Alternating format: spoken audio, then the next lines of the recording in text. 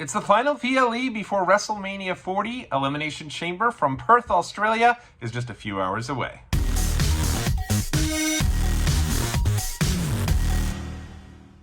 The coffee will be a-brewing, and we are ready for that 4 a.m. wake-up call here in the East Coast United States for WWE Elimination Chamber 2024. Thanks so much for checking out our preview show here today on the Watch Along Wrestling YouTube channel. You know, it's been a really fun week if you're a fan of all things WWE. It's been kind of a throwback week with WWE going to Australia. This is their first PLE they've done in Australia since 2018. Day I'll always remember. It was on my birthday, October 6th, 2018. They kicked things off similarly, 5 a.m., and I was up to watch that entire show in real time. Triple H against The Undertaker for the last time ever. My favorite match of that night, Buddy Murphy going against Cedric Alexander for the Cruiserweight Championship. And I just love whenever WWE continues to do these international shows, and I know we have a bunch that are coming up, and you can just feel the excitement. If you watched that press conference yesterday, I heard it was over 100 degrees, but you would never know it watching it. Those fans were so pumped for everything, and it's always so interesting seeing, you know, who's over, seeing who the fans are behind. For example, Logan Paul, I think, like, whenever he usually goes international, people usually love him. Last night, he was just totally booed right out of the building. It was like they were having none of Logan Paul. Any mention of The Rock, booed out of the building. There was a big Rocky sucks chant for The Rock last night. But then again, last week on Friday, SmackDown, he came out and got a major pop. So it's interesting to see kind of that fans are a little split.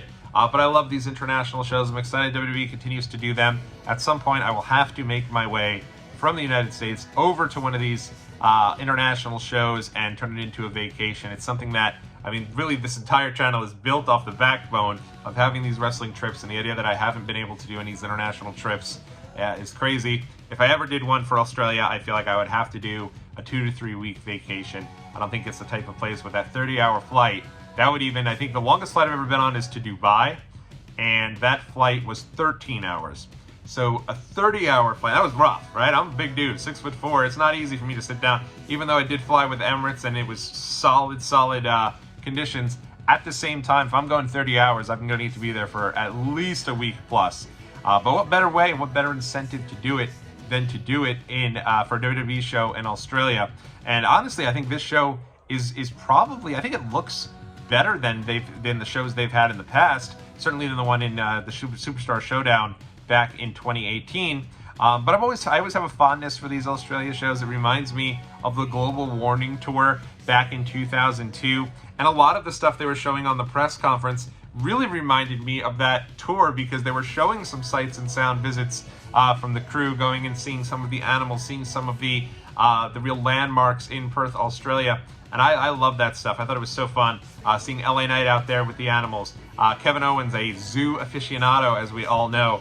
He was on a bit of a voyage there with, I believe it was Shayna Baszler. And I just love that stuff. I love whenever they show the superstars kind of out of their element and going and exploring new and unique places, and you get to see them really just being people. And I love the idea that you have all these superstars over in Australia, and they're really loving it and taking everything in, all of the sights and sounds, so to speak. So it's kind of like they get a little vacation on top of the usual nonstop travel that they have. Before I get into every match, let me talk a little bit about this press conference. Again, I thought this was a lot of fun.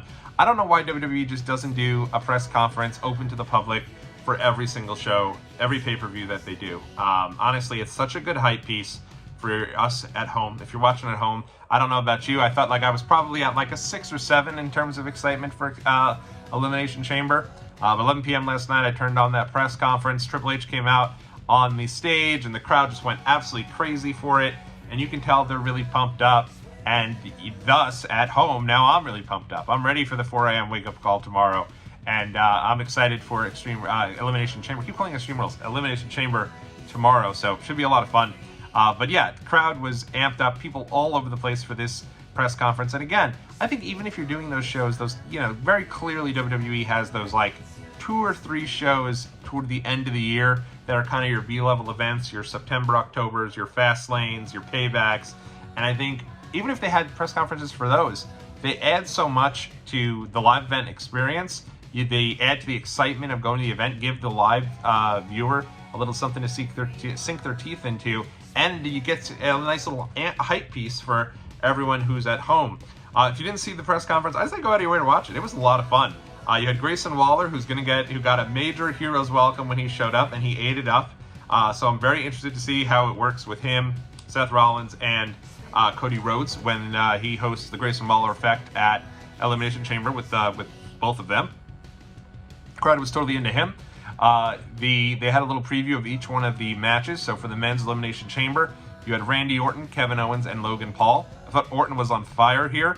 Crowd was really behind him. He was doing the Aussie, Aussie, Aussie and getting the oi, oi, oi. And I liked that a lot. I thought that was good. I think he's continuing to kind of get back onto himself as he continues to evolve and come back into where things are. Kevin Owens is continuing to be very angry at Logan Paul. And, Logan Paul, I think he's great in the ring. I think he's wise beyond his years, so to speak, in terms of his wrestling experience and how he gets in there, has great matches pretty much every time out. I'm starting to see a little bit of the reliance on the cheapest of the cheap heat. He gets out to Perth. He says, hey, guys, this place sucks. I don't want to be here. It'd be much better if we were in Sydney. I think he name drops Taylor Swift and says something to the extent of, hey, even Taylor Swift is in Sydney. She knows that's where it's at. So kind of, yeah, okay, we get it, right? Like he's doing the fat phobia stuff with Kevin Owens. And I don't know. I think he relies a little too much on the cheap heat. But, at the end of the day, it's still good to have him involved, I think. I think, gets more eyes on the product whenever he's involved. So I have no issue with him, but I will say that is something I've noticed with him, is he's becoming a little too reliant on some of that cheaper stuff. So interesting to see kind of how that evolves. But I think they all look good. I think where they're going with this, I think you're going to get Randy Orton and Logan Paul at WrestleMania. Already had Logan Paul and Kevin Owens at Royal Rumble. I don't think that's necessarily over, but at the end of the day, I do think that, it's good. A bigger match, I'd say, is Logan Paul and Randy Orton at Mania, and I do expect that that's the way that they're going to go. From there, they also had three of the women who were in the Women's Elimination Chamber match, and it was Bianca Belair, Becky Lynch, and then you also had Bianca Belair, Becky Lynch, and Tiffany Stratton. And let me tell you, Tiffany Stratton was one of the most over people in the entire place. I'd say other than Rhea and Grayson Waller, and I guess to a certain extent Orton. I didn't mention this, but when Orton came out, there's a fan that's going viral who was just losing her mind. Let's go! So excited for Randy Orton. It was amazing, and I just loved watching all that energy. I loved it. I thought it was great, and even my wife and I saw it, I was like, oh my god, Bill, let's rewind that. That was such a great, excitement and exuberance from her when you saw her kind of come out there and move to the next phase. I loved it. Thought it was just really, really, really well done. Very funny. And I guess maybe Seth Rollins. Tiffany Stratton was over far more than anyone else on the car at the event. People were chanting Tiffy time from the beginning of it, and when Bianca came out, she was caught way off guard. She came out, kind of played up the EST deal, and I think does very well at these press conferences. But the crowd was all about Tiffany Stratton. Started chanting Tiffy time, Tiffy time. And when that music hit, now came Tiffany Stratton. People lost their minds over her. So they're very excited that she's in this match. I'm excited too. I think it's kind of a random deal, but I like that she's been involved. And I think, honestly, coming out of the Royal Rumble, you would have thought Jade Cargill would be the person to be in this spot moving forward. But we haven't seen too much of Jade outside of a couple of backstage vignettes. But Tiffany Stratton has really taken off here, and I'm interested to see what happens with her and her showing here in this Women's Elimination Chamber match. Had Seth Rollins out there. I thought he came across very well. Got a great pop from the crowd. Good to see him. I felt for Cody, who was not at this show because he had other commitments. Could you imagine? You have to go to Australia, 30-hour show, and Cody needs other commitments to fulfill for WWE here in the States before he gets over there. He certainly is. This ages John Cena in terms of everything that he does. It's incredible. So then they had the big finish, which Nia Jax and Rhea Ripley. That will be the main event. Obviously, it should be the main event. Crowd was very into Rhea. They're very excited. She's going to get the hero's welcome. Her family will be in attendance, which is going to be really cool to see. And she's a total babyface. I'll tell you right now, she's eating it up. And in a way, she is kind of a babyface. She's in the heel faction for sure. But I'm interested to see if she just goes full-fledged babyface coming out of this. She's going to be getting the crowd entirely behind her. Even Nia tried to play it off and said that she was actually born in Australia. And Rhea said, well, aren't we glad we don't claim you and we gave you back? Which I thought was a great line.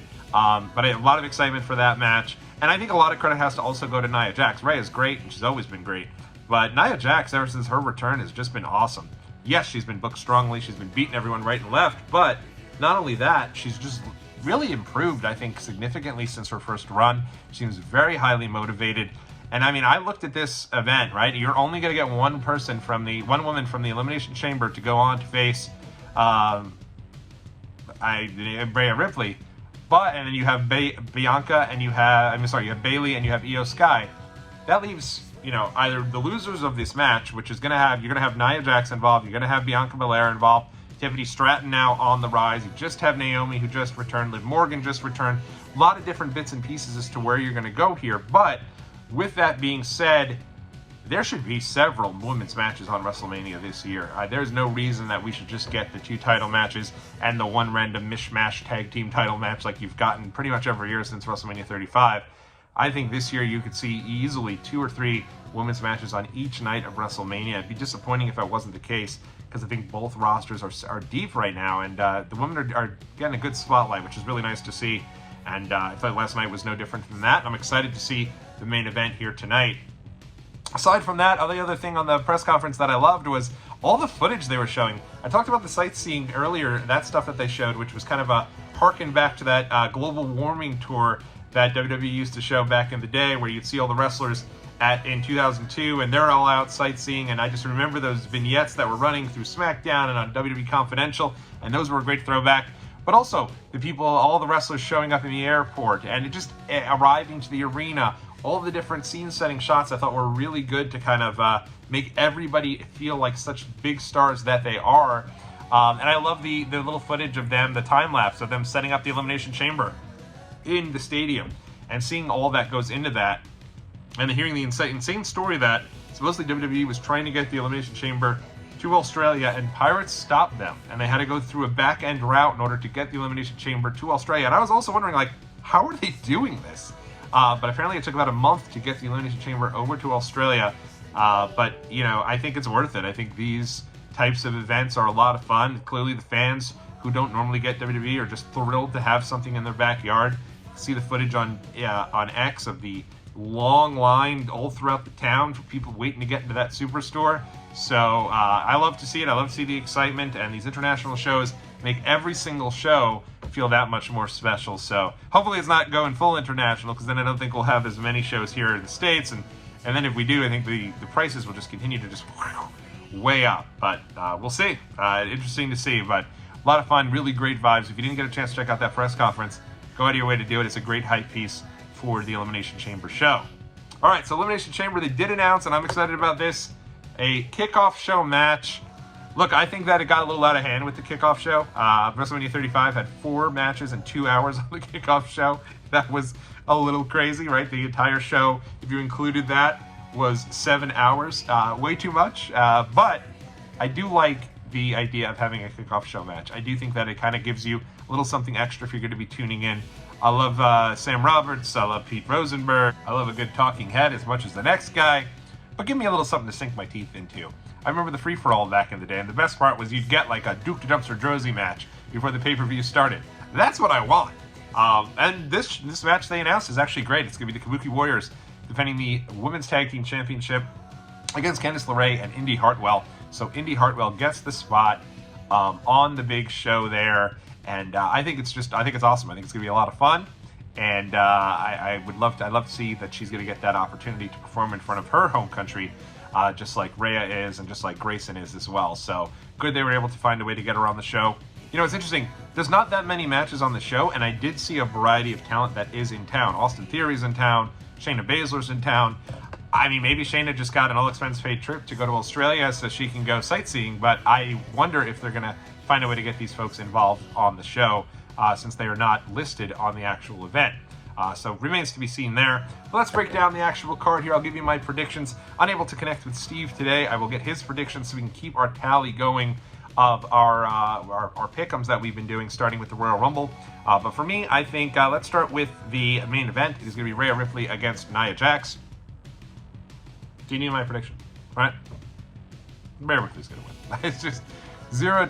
If Vince McMahon was in charge, maybe Nia Jax would destroy her embarrass her. She'd enter into the Nia Jax Kiss My Ass Club and just be completely humiliated. But that isn't going to happen in this WWE. Rhea Ripley is going to be taking this and continuing her title reign here into WrestleMania 40, which will be about a year at that point. You know I'm not a fan of the long title reigns. I've had enough, right? I'm tapping out on the long title reigns. We have like 5 going on at the same time, and if Roman Reigns has his title for 4 or 5 years, the other ones don't mean nearly as much anyway, so I don't know why. WrestleMania should not be the only time we have a title change. It's ridiculous. It's too much. But Rhea Ripley should not lose the title tonight. I'll obviously pick Rhea Ripley. Men's Elimination Chamber match. I'm going to actually give you guys not only who I think is going to win, but who I think the final 2 will be here in this match. For those who don't know, it is going to be Kevin Owens. The 6 participants in this match: Kevin Owens, Bobby Lashley, L.A. Knight, Randy Orton, Kevin Owens, and Drew McIntyre. Logan Paul as well. I think it's a Kevin Owens choice. Logan Paul as well. It's interesting. I do think there's an outside shot Logan Paul gets in this match. Not 100% on that, but it did kind of feel like maybe we were going there. I don't think so. And certainly I feel like yesterday at the press conference, the first time I started thinking, maybe they go with Logan Paul. But I don't necessarily believe that's the case. I think this is Drew McIntyre's time. I think that he should win this. I think he should go on to face Seth. He's been so entertaining. He's been great in this kind of embracing this new character, this new edge that his character has had, that I think was desperately needed. And I expect Drew McIntyre to win this. Obviously, it would have been very interesting if CM Punk was still involved, and I think it's sad that, unfortunately, he won't be. But, you know, Drew's been great, and I would have no problem to see him win and really continue this heel persona and this character going up against Rollins at WrestleMania. Women's Elimination Chamber match, I'm just as much... Oh, and who do I think will be in the final 2? I did say I was going to say that. So, let's go with Drew McIntyre and L.A. Knight. Yeah. I think LA Knight is going to be in final 2 with Drew, and I do expect at some point, whether it's at this show or later on, they'll ramp up and heat up LA Knight and AJ Styles. I think that's the way they're going to go with LA Knight at WrestleMania. I know a lot of people would love to see him win the U.S. title. Just think we're going with Orton and LP at WrestleMania. So, more to come there. Let's see if we're correct with our predictions. All right, Women's Elimination Chamber time. It will be the man, Becky Lynch, against the EST, Bianca Belair, Liv Morgan, Raquel Gonzalez, Naomi, and Tiffany Stratton. So I think this match is going to be great. I'd love to see them go completely crazy here and just go all the way with like a Tiffany Stratton. But I think this match is going to start with Bianca Belair and Becky Lynch, and it's going to end with Bianca Belair and Becky Lynch. And I think at the end of the day, it's going to be Becky Lynch going up against Rhea Ripley. What a good match I think this is going to be. I think both the chamber matches are going to be excellent. But I do think we're going to get Becky against Rhea. And if that is your match, I expect that to close WrestleMania 40 Night 1. It's a fantastic main event, and I think that it definitely should. I think Bayley and Io Sky could also close WrestleMania Night 1. But Becky and Rhea, we've been waiting for that for a long time. They've already started teasing it despite the chamber. So even though there is a good story for Liv Morgan, even though I think there'd be a fun deal between Bianca Belair and Rhea Ripley, I think the way to go is Rhea Ripley going up against Becky Lynch, and I hope that it's the main event of WrestleMania Night 1. Elsewhere on the card, I think we only got about 2 other matches here on the show. It is going to be the SmackDown Tag Team, the Undisputed Tag Team Champions, Judgment Day, Finn Balor and Damian Priest going up against Pete Dunne and Tyler Bate. What a surprise that Tyler Bate and Pete Dunne are going to get on the show here. They've really pushed these guys hard since coming up. What a difference the new regime makes here for the for things here with Triple H running things. I think obviously he thinks very highly of both Tyler Bate and Pete Dunne from back in the day when he was overseeing NXT UK. But they've been on SmackDown and just been on a tear. So really excited to see this match. This match I think could steal the show. It's going to be a lot of fun.